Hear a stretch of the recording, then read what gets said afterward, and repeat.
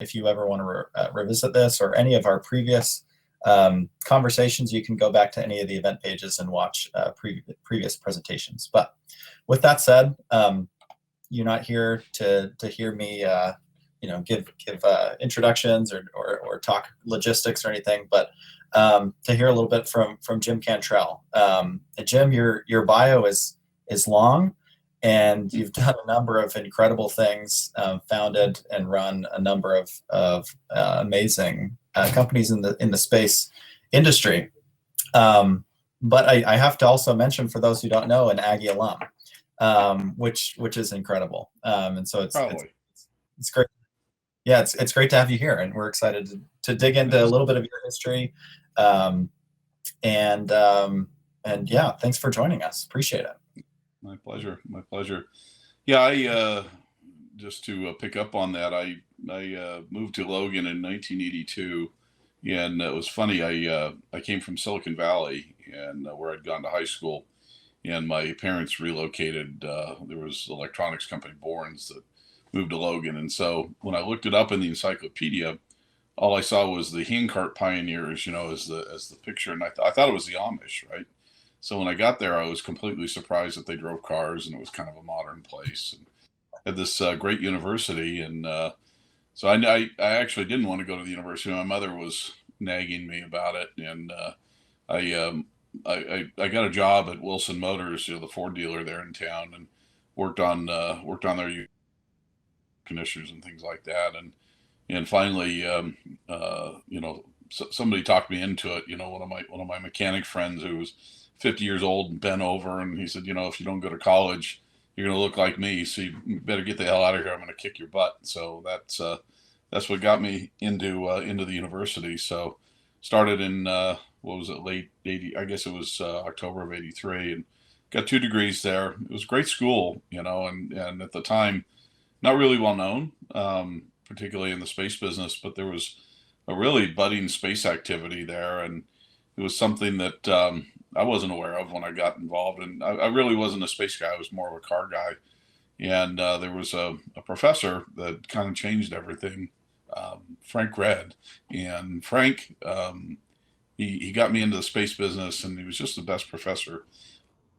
And miss him, to this day. He died, I don't know, a good 15 years ago. But Frank was awesome, and he got me in the space business, and as you guys probably are aware, there's a fairly large conference there in Logan. That's one of the things he started, so he left a pretty big legacy, and part of that was what I went on and did. So Frank was a great guy. I worked for him for a number of years, and finally I left Cache Valley in 2005. I couldn't take the winter anymore. So there you go. I guess you answered some of my questions before I even asked them, right? Where this interest in space developed. So it sounds like it wasn't something that you were thinking about prior to even coming to the Valley. What was it about this instructor? Was it a class that you took? Like, where did that interest really take off for you? Yeah, so in the engineering building, there was this poster I came by one morning. I don't know, I think I had a 7:30 class, and I was on my way to the class, and it was middle of the winter, nasty weather and all that. You come in and you see this poster. It's got a picture of Mars, and it says it's a NASA-sponsored design course and looking at future missions on Mars and doing design studies. And this one was sponsored by Frank Red, or at least taught by Frank Red, and it was a Mars rover. So I took note of that, and when I had some spare few minutes, I went up to his office, which was on the 3rd floor up there. And Frank always kept a crack in his door. He was a retired 06 colonel from the Air Force, and he had a colonel's way about him. I'll just say that. And knocked on the door, and I hear this, very very abrupt, yeah. This thing. I guess that's an invitation to open the door, and I went in. And he was a short guy, and I'm pretty tall. I'm over 6 foot. And, he's swiveling around in his chair, and he didn't stand up. He just looked up at me through his glasses, and he said, "What can I do for you, son?" So it was very intimidating. And so I started talking about this course, and I was interested, and I told him, that I had built go-karts when I was a kid. I built cars, and I could build anything, and I'd be great for this course. And and he kind of looked me up and down, and said, "All right, you're in." So I got into the course, and part of what we were doing was preparing for a competition with some other universities, and these are the top universities around, places like Purdue and so forth. And so we went back to it wasn't NASA headquarters, it was Washington D.C., just down the street from the headquarters, and we had a face-off in the summer, and as it turned out, we won, and against Caltech and all these other places. And I ended up getting a internship with JPL down in Pasadena, and they're the ones that actually did all the Mars missions back then for the U.S. So that's really how it got started. It diverted me from the path I was on, which was to go to work for Detroit, building cars. But I've never regretted it since. It's been a very interesting career, and with Frank, after I came back from France, so my first job was working in France. I worked for him for a number of years, and that was very interesting. Well, what was the state of all things space at the university? As you mentioned, like a lot of it was just starting. Is that where did you kind of get swept swept up into that? Do you feel? I mean, Yep. small hadn't started until '87, so that was while you were on campus, right? Right. So the university history goes back to like 1948 with the Baker brothers, who started what was called the Electrodynamics Laboratory. And then the University of Utah had a group, and I think they were called the Space Dynamics Laboratory, which is the name of the current one there. And they came together in 1969 when there was all the anti-war protests going on. The University of Utah really didn't want them because they were doing a lot of military space-based research. So what the labs were doing in the early days were flying small sounding rockets through nuclear weapons clouds, and doing research to see what the electromagnetic pulse would do in the high atmosphere, and how that worked with auroras and so forth. That had been going on for a long time. Then they got into in the 80s into shuttle payloads that were flying in orbit, and some pretty seriously large ones. Cirrus was one of the big ones. So by the time I got involved, there were 300-400 people there already, and it was a going concern. So I was a very small part of that, and I got involved in Russian work. So because I had gone to France as part of the outcome of my internship at JPL. I was working for the French Space Agency on a Soviet French program that was in the late 80s through the early 90s, till the Soviet Union disappeared right in front of our very eyes. And so I came back to the U.S. in '92, and Frank hired me back. It was a funny time. Nobody could find jobs in the aerospace industry. There was the so-called peace dividend, and all the defense stuff was winding down from the Cold War, and people considered me a traitor because I'd worked with the French and the Soviets, and nothing could be further from the truth. But Frank knew me, and he said, "Hey, come work for the lab again." And so I did, and it turns out we attracted attention from the intelligence communities because of my knowledge of the Russians, and that started a lot of this joint Russian stuff we did with them in the '90s. Right. And what type of work was that? So originally, the motivation was to stop brain drain from the Soviet Union. When I was working with the Soviets in France, they were all getting paid by the state because it was a communist system, and so they didn't get paid a whole lot, and they would make more money just on saving money on per diem when they'd come over to France for travels than they would make all year long in the Soviet Union. When the wall fell, the whole system collapsed financially, and the payments weren't being made anymore. So you had a lot of these, very talented nuclear weapons scientists, missile scientists, if you will, people who designed the IC that were unemployed, and so you had the Iranians and the North Koreans even back then were, working very feverishly to recruit these people, and a lot of them, wanted to pay, feed their families, and so this is how they did it. and a lot of the rocket technology you see on display in Pyongyang during their parades is directly from that era. They bought from these guys. So after I came back, we were approached. Frank was by one of his friends from West Point that was now in the Defense Intelligence Agency, and wanted to see if I would be willing to help go back into Russia and help stop this brain drain. So said yes, of course, and not really understanding what that entailed, but sounded like an adventure. And so we did. We made a number of trips over there, and we bought things for museum pieces that get them off the market. We funded some basic research, and ultimately we built a satellite together between Space Dynamics and the Russians called Skipper, and that one was a flying fuel tank designed to look like a reentering nuclear warhead. And what we were doing was studying the ultraviolet bow shocks that come off of it as an early warning technology, and sharing that with the Russians. So we had discovered in our work over there that the Russians literally had no early warning systems left. They had degraded by the time the Soviet Union had come apart. And so here you have a nuclear armed adversary who is on hair trigger with no early warning. So it was a pretty dangerous situation. So all this missile defense cooperation that exists even today, even though we're not on great terms with the Russians anymore, all that began at Utah State University with Frank Red and this little program. Wow. I don't want to jump ahead or anything, but when did that trend? I mean, the knowledge that you're getting, the experience that you're getting, ultimately leads you to SpaceX. How does that relationship develop? I mean, am I missing any steps in between there? How did that all come about? You are. So part of what we did, in the early days of these Russian things that led to Skipper, was we studied the idea of converting some of these ICBMs to satellite launchers.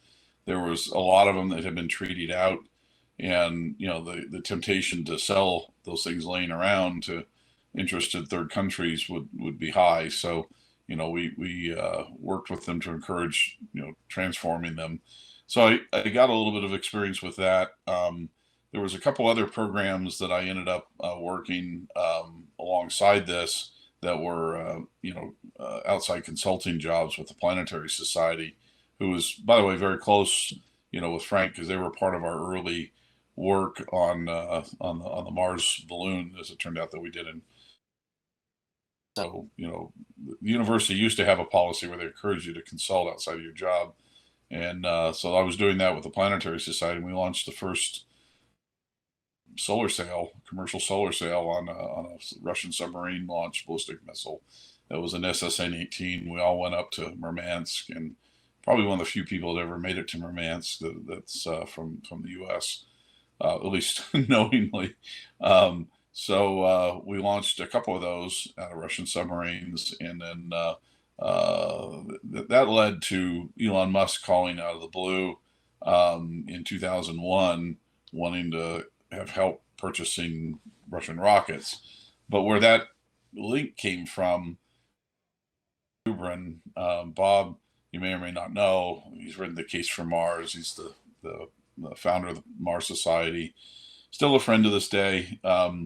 When I was trying to come back from France, I interviewed with him when he was at what's now Lockheed Martin. It used to be Martin Marietta, and he was in the Mars program. The reception from Bob was much better than I got from the rest of the guys, who wouldn't even let me go into the can without a security monitor to stand outside my door because I was such a threat.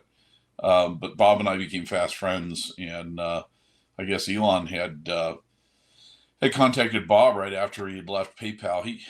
Most people don't know this. If you follow my Twitter feed, I posted an interesting story about Peter Thiel and Elon, and I remember these days because I was in the middle of it. Peter Thiel and Elon put their two companies together to make PayPal, and then when Elon got married to his first wife, he went on a honeymoon, came back, and he was fired.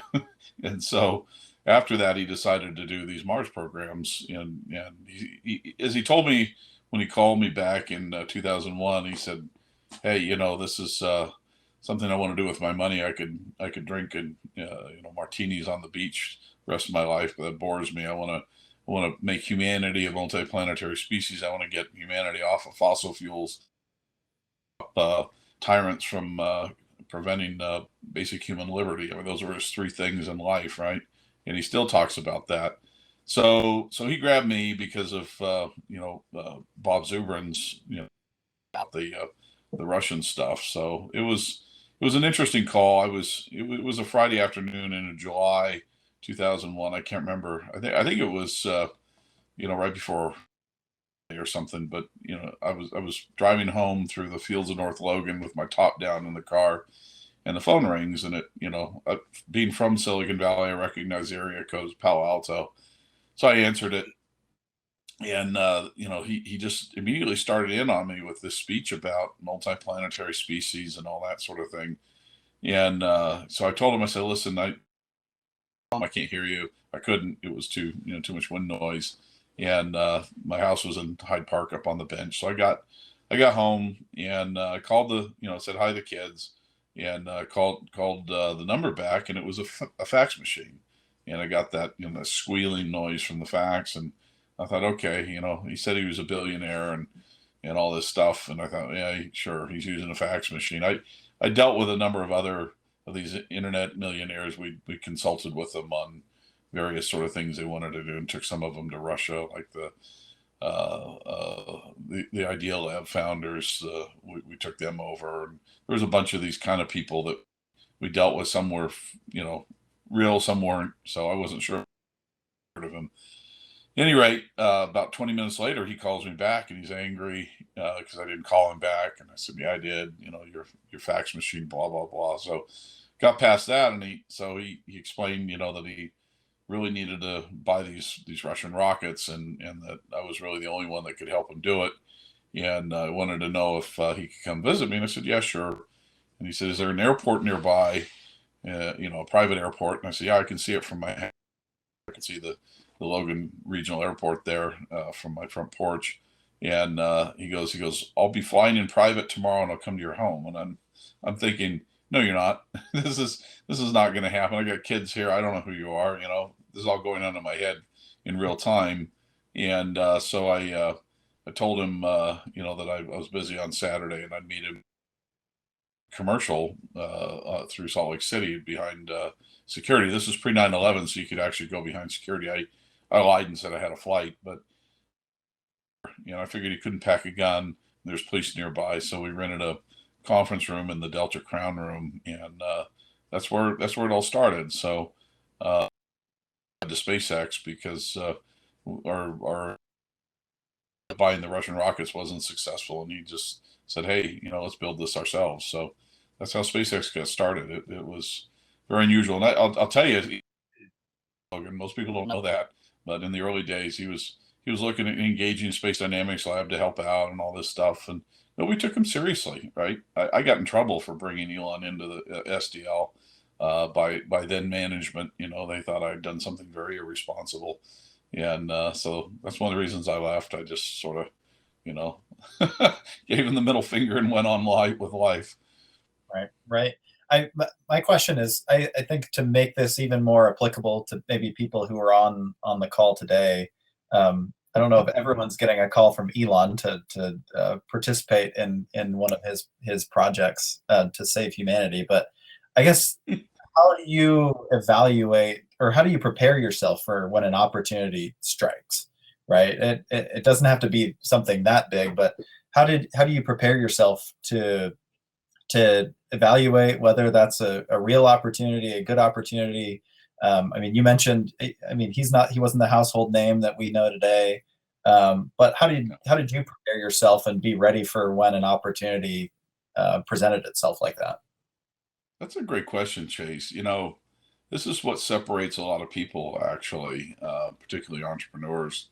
I've always had an inherent curiosity, right, when people talk to me, and I've learned through example to listen to everybody that calls me.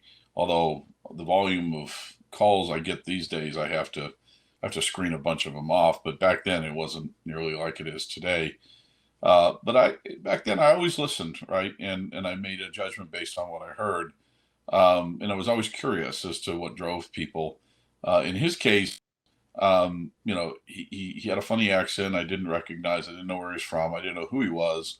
I started looking up PayPal and I found it, and I thought he said Ian Musk, and I couldn't find him on the internet. And then finally, explained it was Elon, and so I did my background on him and said, well, this is a serious guy, right? He's done all these things, and I always tend to put a lot more credence into what people have done than what they're thinking. So you just have to make that gut level call, and I call this being prepared to be loved, because you have to consider all the possibilities that may come out of this, and have this open mind to these sort of things.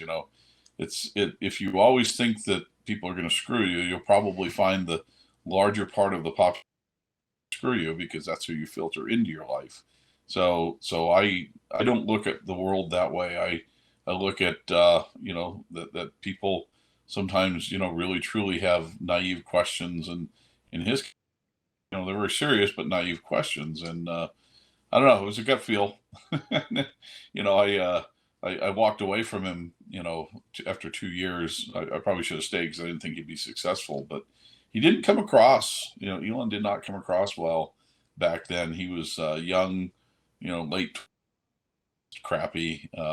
By today's standards, is probably good, but he dressed Silicon Valley style, and he crossed Rat syndrome or something, and people didn't believe him. They thought he was a liar, and I would introduce him to people in the business, and for a long time, people said, yeah, he'll never do what he wants to do. He'll never succeed at it. I don't know why you're hanging around with him. You're ruining your reputation. So it's hard to believe today, right, that this guy was once considered a pariah, but he was, and that's why the Russians wouldn't deal with him, is he was too young, and they was easily duped. And when they found out they couldn't dupe him, they just didn't want to deal with him. They didn't think he was serious, and they would call him a little boy behind his back. He didn't speak Russian. I did, and I would listen to him. They didn't know I did, but they would call him a little boy in Russian and so on. So it's one of those things that changes history, changes lives, and you just don't know. You just have to go on your intuition. Well, how much of your, I mean, you've obviously since gone on to found multiple other companies in this industry and run companies. How much of your role is just being an evaluator of talent, right? And I know you're involved in some investments as well. Like, how much of it is just evaluating talent and trying to identify what's real and what's not? Vast majority is really that, right? Because if you don't, and every time I compromise on this, screwed. But the vast majority of your success is based on the team you build around you, and if you can't have a good team, then you can't succeed. So you have to be a good judge of talent, and as you get older, it gets easier. I think people get a little more sophisticated, it seems, at deceiving you, but it's really, really, really important. I don't have any good ground rules for anybody on how to do it. I look at things like integrity. I look at things like, do I like them? I even look at things like, how do they eat their meal, right? So you can tell about a person's attention to detail, how they consume a meal, for example. So I almost always take my interviewees out for lunch, and you learn a lot about them. You learn about how they treat other people, how they talk to the server, and so on, so values that are similar to mine, and how to treat people and so on. I really don't look at their skill sets, to be honest with you. I mean, their skill sets become pretty apparent pretty quickly, but a lot of what you don't know you can learn. And there's sort of, I always looked at college. The only reason you go to university is to learn how to learn independently. That most of what you learn there is pretty useless, but that part of it is really the useful part. So that's my response to that. Um, I know you mentioned like starting off with a real interest in cars and solving problems there. when did you feel like you developed any, or maybe I think by founding multiple companies in the space business, you have to have big aspirations, right, to solve big problems. When did you feel like you developed that interest in solving big problems that will affect, I mean, really the whole world? Like when did that develop? Was that at SpaceX? Was that before you started to feel like, okay, I really want to tackle big issues that will affect millions of people? Well, I think I was probably born with it, to be honest with you. I've always had big aspirations for things, you know. I remember in my very earliest childhood days, I grew up on a farm down in Southern California, and we had a lot of property and a lot of space to do things. And I remember wanting to build a amusement park. I mean, I was probably 10 years old, and I seriously was planning it. You know, I would do the drawing, spend the days in the summer. So I always had these big dreams. I think it was, believe it or not, when I saw Carl Sagan on Cosmos, I realized the immensity of science, and that's what got me interested in engineering and science was Carl Sagan and the Cosmos series. And you know, Carl later became a friend, and through the Planetary Society, and it's kind of one of those ironies of life. But you know, that ambition, I think, is just born in people. I don't know that.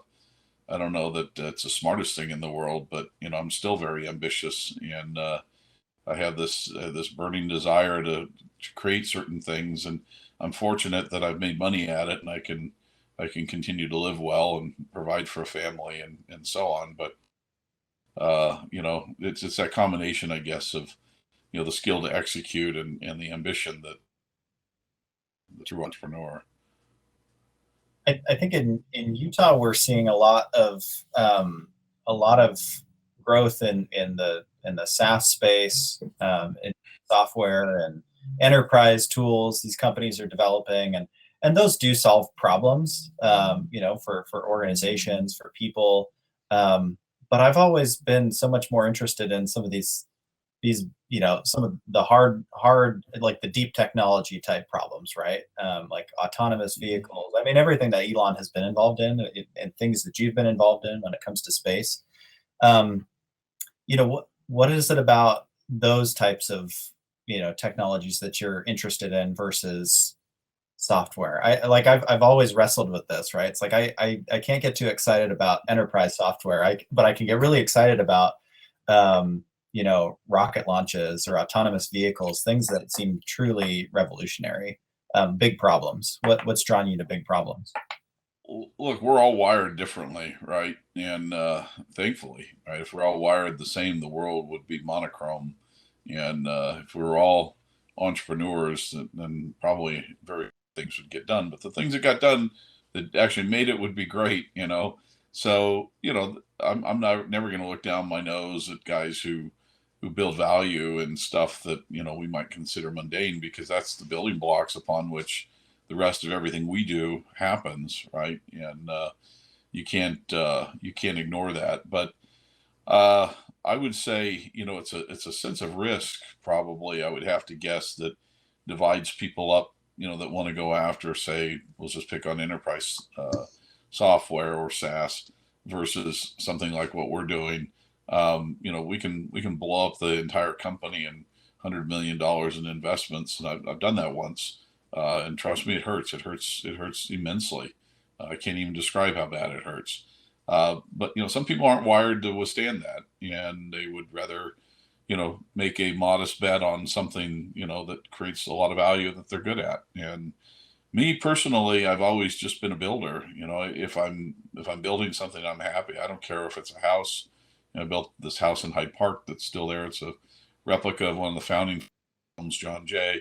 And I hope it's there in 100 years. I'm glad I don't own it anymore, but I enjoyed building it. And then building companies, building cars, building rockets, building satellites, done it all. And you know, as long as I'm building something, except for furniture from Amazon, I'm pretty happy. That's what drives me, right? Is to just build this capability that makes it easier for those who want to become part of the space economy to not have to go through 30 years of learning like I've done to get to this point of being able to do it. So, you know, I think that that's going to be revolutionary. And a legacy to leave behind if I can. And, wouldn't mind people pointing and saying, no, this is one of the guys that changed it, made it easier for people to do business in space. Right. When has there been a moment when you ever felt like, I don't know, you realized or you just considered or thought, I can't be the one that is a part of revolutionizing commercial space flight, right? Like that can't be me. Like, is there ever a time that you felt like you were out of your depth?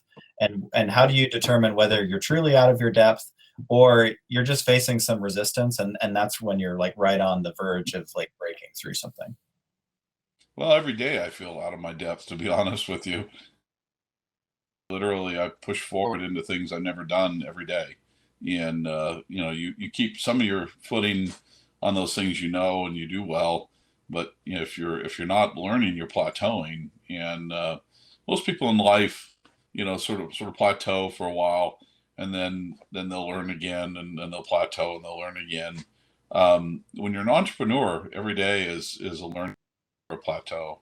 If you plateau, you die because everybody around you is so aggressive and moving fast that they'll take you out. So I mean, I had to learn finance, for example. I never, I made a lot of fun of business students when I was in engineering school. I have to admit this, and we used to poke fun at them. Look, they must be business students because they're studying apples and oranges, and we always made fun of them with their math classes and that. What they do is hard stuff, right? And the joke was on me when I got into business on my own, how hard it is to actually do these things, and you have to be a little bit of everything to everybody, particularly when you start up. So finance was one of those things. How do you go out and raise money? And it turns out it's a very systemic sort of thing where you have to work work the system and sell and it's a whole logic that's built up. It's like the legal system. And if you're an entrepreneur for very long, you end up getting in lawsuits, and so you learn about the legal system. And we always make fun of lawyers. You find out that the legal system is actually this construct of logic that actually starts to make sense, right? So every day I'm encountering that stuff. There was never one day where I'm like, oh yeah, I'm in real trouble here, because I don't know what I'm doing. But every day I venture out into it, and I'm again using my intuition to try and do the right things. And I talk to people and ask a lot of questions, and you try to do what seems right at the time and make a course correction when it isn't. Right. So you've founded multiple rocket companies, space companies, SpaceX, Phantom, Vector, Strat. I don't want to miss any. Did I miss any? United Start, yeah, I was part of Skybox, as part of ISI. Let me see what others are. Moon Express, I was part of that. And yeah, that Planet IQ, probably the other one. So my question is, what keeps you coming back to that? There must be something that hasn't been solved yet, right? Otherwise, maybe you would have, there's got to be something more. There's another problem to be solved. Like what keeps you So coming back to yeah, so when I got involved, when I started StratSpace, I got involved in building satellites for space warfare, and it was all pretty much dark DoD stuff that I couldn't talk about. And about 2010, so that was 2002 when I did that. In about 2010, I woke up one day and I just said, look, I'm philosophically incompatible with what I'm doing. I don't believe that the government should be the source of all innovation in this business, and I never have, right? But here I am, making my living off the government dollar, and what a hypocrite I am. And I became, a conscientious objector to both the war, which we finally seen an end to, and the ongoing surveillance of the NSA on all of us. And because I was plugged into that stuff, and I walked away from it all. I walked away from a lot of money every year I was making, and I said, I'm done. I'm going to live a life that I can be proud of. And at that point in my life, I was not proud of it. And I went back to automotive, right? I went back to the love of that. I didn't make a lot of money, but I made enough money to survive for a couple of years, and did an automotive startup. And it's still going. It's still a going concern. But when commercial came around, Skybox primarily, it came to me and said, "Hey, there's a bunch of guys out of the imaging satellite industry in the intelligence world, and they said we'd like to build imaging satellites for $1 million a piece, and fly 100 of them." Suddenly, the availability of externally raised capital, private capital, was intoxicating, because you could make your own decisions, you could take your own risks, you could balance those things out, and really put to the test all these things you've been saying. Around the water cooler, we talk about how dumb the government was and we should do things differently. Well, this gave us a chance to prove it. And what was really intoxicating is when and it worked. And so that became something that we that it's almost, I call it the heroin needle, right? It's so addictive to do that and make it work that you go back and do it again. And it's one of those things that it's indescribable until you've lived through it. Just the triumph of making that happen. We sold the Skybox guys to Google for $500 million, and since then, there's been a bunch of other startups that I've been involved with, and about 3/4 of them successful, and a few of them tanked, a few of them just sort of faded away, but by and large, the batting average is better than half.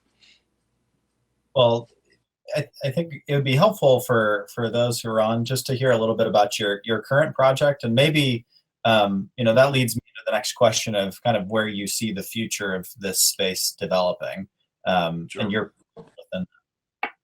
Yeah, so I started Phantom Space about 2 years ago, almost exactly 2 years ago. It was on the thing that I started called Vector. Vector was set up to build small launch vehicles. That collapsed mainly because of, I would say, lack of investor support in certain key areas. So the basic business case I thought was still good, and I could see Vector was, after I'd left, was going to go bankrupt. So we decided that the world still needed to solve this problem. So we set out to do it in a fresh way. I found a longtime partner who wanted to become a co-founder, so he and I put a bit of our own money into it to start, and we took a clean slate look from technology and a market perspective as to how to solve the problem, people's ideas into space. That's the basic issue. And there's really kind of three parts of it. One is knowing what the application is.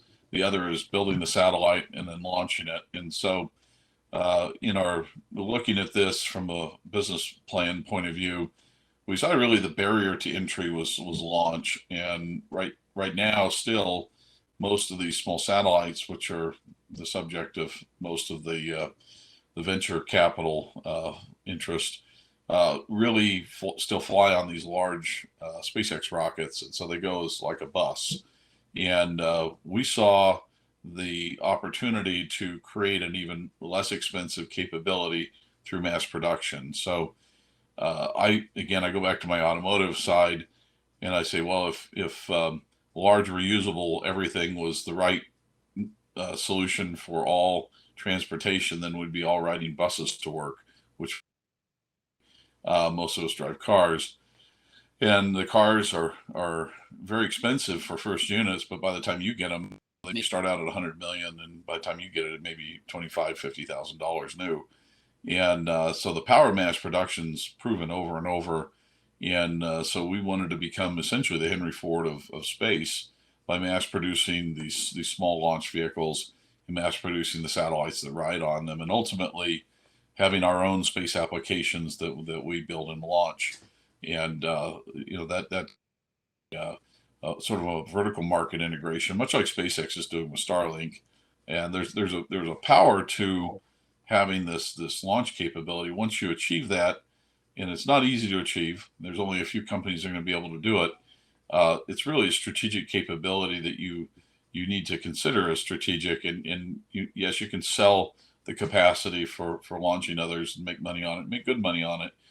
But you also can bundle up satellites in the launch vehicles and make an even more powerful offer. In fact, we just today announced a 72 satellite design, build, and launch with a company called Ingenue. And we're finding a lot of traction in this market. then ultimately have our own sort of versions of what Ingenue's doing. Potentially, they're doing an IoT constellation, but eventually we'll do our own. We have something called Phantom Cloud that we're initially looking at, which would be a space-based a mesh network for satellites. Instead of having to communicate with ground systems, they can communicate directly with our satellite network with full backwards compatibility, so that anything that's up there would be able to talk to our network today. So that's really what we're trying to do, and we are well into the satellite side of it. For starters, we have three satellite contracts, I should say. Two for constellations. We just delivered a radar satellite yesterday for vibration testing to a client, and that one's well along on the very first one. And this Ingenue that I talked about, we have a couple other fairly large ones that will be announcing over the next few months. So that side of the business is going very well. The launch side, we're starting into stage level testing. We decided on this vehicle, rather than taking 7 years to develop all the technology ourselves, like SpaceX and others do, that we would buy as much as we found feasible. And that was part of our clean sheet of paper approach to this. So we bought engines from a company in Denver called Ursa Major, and they had qualified engines for some hypersonic vehicles that they've modified for us that appear to be working great. So the delivery on those is already begun, and so we're making schedule on that. So we have a good portion of the vehicle for test built. It's in our high bay right now. We're going to do our stage 2 tests in January of next year, and the tests in the summer, and then we're looking at about a year and 3 or 4 months for our first launch, something like that. We've managed to get a launch pad of our own out of Vandenberg Air Force Base. We have one up in Alaska. We're looking at getting one out of Florida, and ideally we'll be able to launch 100 plus of these a year. That's what our goal is. So we're centered in Tucson, Arizona, where the labor force is perfect for this kind of thing, and I've got tons of Raytheon engineers I can go steal. So life is good, and it's very inexpensive to operate here. Oh, that's great. Maybe a last question before we open it up for some from audience questions. So get those audience questions in the chat, and we can ask some of those. But if you weren't tackling space, I'm sure you'd be driving cars, working on cars. Still do, I imagine. But what are some of the other major industries, major problems that, if it's not space, what would you be working on? Big ideas. Yeah, so I definitely automotive, right? So merging, I think the computational capabilities in the world with automotive is the really next generation thing, and I actually think there's a space angle to it as well. When we talk about self-driving cars, that would probably be where I would be at. I've had so much experience with, shall we call it, self-driving satellites. It seems sort of intuitive to bring those two things together. That's a incredible interest to me. The other one is basic material science. I don't know why, but that's a great interest to me. So things like new metals, 3D metal printing, those sort of things, manufacturing sort of technologies would naturally draw my interest. So those would be where I'm at. Oh, that's great. Well, if any questions from the audience, those might take a minute to trickle in, but it was your interest in cars that you kind of mentioned this developed at Wilson? That really where you or spend time on cars before? No, so I had a go-kart when I was, I think, 5 years old, 6 years old, and started there, and tearing them apart and I built my own by the time I was about 8. And then my family had a repair shop down in Southern California, and a body shop and a towing agency, and so I would work there in the summers, and that's where I developed most of the car skills. So by the time I was 16, I could take a car all the way apart and put it back together. I was repairing the electrical in burned engine compartments. Back in the 70s, there were a lot more engine fires than there are now. and they were a lot less tragic than they are now when they happen. And so there was a lot of insurance jobs. So I was sort of the master with electrical stuff. I'd kind of learned that on my own, and learned how to do bottle body and paint down there. And so by the time I got to Wilson Motors, it was I was already skilled. So they put me initially on the used car repair, and then I ended up installing the air conditioners in all the new cars, and I ended up working on the new cars, and did some warranty work and things like that. That's how I paid my So way through college. is there is are are there any similarities between building a go-kart and building a rocket? Is there anything Oh similar yeah, there? yeah, it's all the same. These are all sort of prototype things, and there's no roadmap for you, right? You can look at what other you have to find your own solution. And race cars are particularly similar to rockets, and about the level of technology we use is similar, and sort of the processes, right? We tend to have very small groups of team of people that put it together, and only later does all the paper and all that sort of stuff come into play. But when you're first building them, you do it a lot like a race car. You buy the stuff you can buy, you make the stuff you have to, and you've got this thing has a very intense energetic system that you've got to be very respectful of. So a lot of the same principles apply. Right. A question, like how quick and responsive do you see travel to space being in the future? Is this something where it's okay, a week to launch, a day to launch was the question. How quick and how realistic do you think that could ever be? Yeah, today I think if you had enough, let's say you were unconstrained on how many vehicles were available to you, the quickest you can really do it today within the regulations is about 3 or 4 weeks, right? That would be really fast. So part of what has to happen is we have to develop the capability to push along the regulatory side of it to allow us to do it quicker. Now, in terms of how often we can launch these things, we've shown through some prototype launches we've done, we can launch them within about 3 hours from the time you set it up. So ultimately, what we're looking at in our launch range operating philosophy is having a phantom launch day where we have the range the areas closed for us for up to 8 hours, and we do just in a single day, but we do that once a week. And so that's the kind of range tempo we foresee within about 5.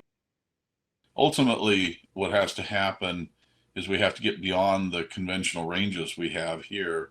And this is where we Phantom are a little different than most of the other small launch companies. We're thinking about this problem ahead of time.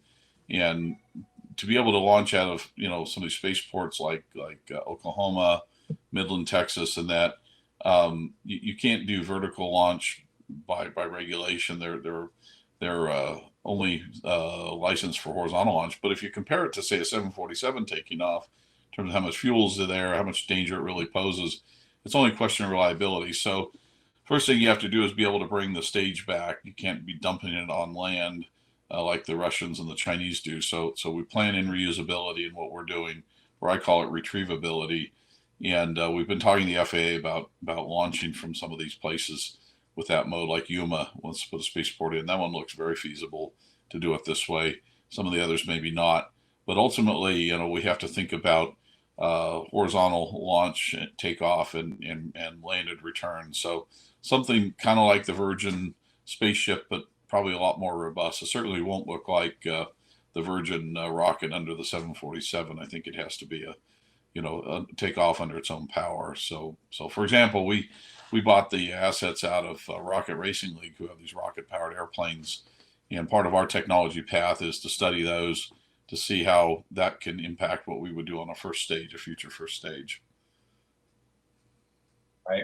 So maybe this is along the same lines, but what are some of the most difficult, urgent challenges that you're facing at Phantom right now? Well, the hardest thing in this business is raising the money, by the way. So we've been doing pretty well at that, and we're about to close our Series A here within just a few weeks. So that challenge has been overcome, And as you get further into this, it's ironic that the larger the amount of money you raise, every time you raise it but it becomes easier. So your earliest rounds are the hardest ones when you're raising it. So once that happens, then it really transitions to execution. So we're looking now we've got the money, we have to execute and meet our goal of launching within about a year and a half. So that becomes a multifaceted problem of recruitment and also just basic planning, right? And so going back to that earlier question of people, having a great group of people around you is super key. We're trying to have, a 40, 50 person launch group and keep it really high spirits. So using the SEAL team recruitment model of high trust, moderate capability. You don't want to have low, medium trust, high capability people. You'd rather pick the other. So we've stuck with that model, and it's working pretty well. We'll have a really key recruit we're going to announce here in about 2 weeks. It'll blow the industry's mind when they find out who we've recruited. But it's in family with what the real challenge. Oh, that's great. Can't wait to hear that. You mentioned you wanted to live a life you're proud of. This is a question from someone in the audience. What are you most proud of so far? What do you still hope to accomplish in order to reach that? Well, I mean, I have to say I'm proud of my children, right? Your children are a reflection of who you are. They become one of your lasting legacies on earth, and I'm truly proud of my children. But in terms of, I'm proud to always be able to tell it the way I see it, right? I don't ever feel constrained by politics or, I don't know, consideration of things that don't matter to not tell the truth. And it's hurt me at times to, say it the way I feel. And I've got that reputation of being very direct. Some people hate me for it, and some people love me for it, but I'm very proud of it. So, what I have left to do, I want to really accomplish this real goal that I have to make space travel and space access more accessible, and that's what I'm really trying to do. That I'll be very proud if we achieve that, and do it without government money, right? So that's very important to how I see things. If I can't add value on my own, I don't want to do it, and I always viewed sort of living off the government was not the sort of life I wanted to live. Right. Well, I think that's, we're just about out of time. I think that was a great place to end. Where's the best place for people to stay in touch with you? You mentioned being active on Twitter. What's Sure. the best way to stay in touch with you? Yeah, I put stuff out on Twitter, although I've mellowed out on that over the years. Nothing's political there, by the way. I'm not a political person, but yeah, I put my thoughts out there. You can also reach me through my website, jimcantrell.com. I've got some stuff there. I've got a book coming out. Gosh, I'm guessing it'll be published in November from the looks of it, and it goes back through my early days, and it tells a lot about some of the stuff we talked about here today, and the Russia stuff, and there's a lot more juicy details in there. So if you're interested, keep an eye out for it. It's called Breaking All the Rules. That's great. Jim, this has been awesome. Thank you for taking the time and for sharing. This has been a long time coming. You and I have been talking about this for a while. So right. Yeah. Well, thanks for the recognition. I get zero recognition out of the university. I find it kind of funny. They invite all these people to be these this kind of graduate. And I'm like, okay, nobody even take my money. I've offered money to start scholarships, and they never follow through on it. So I'm like, screw you. Well, you do deserve the recognition. So we're glad that, hopefully some people in the audience who didn't know about your connection to Cache Valley now know. So yeah, thank you for all you do. My pleasure. All right. Take care, guys. Thanks, Jim.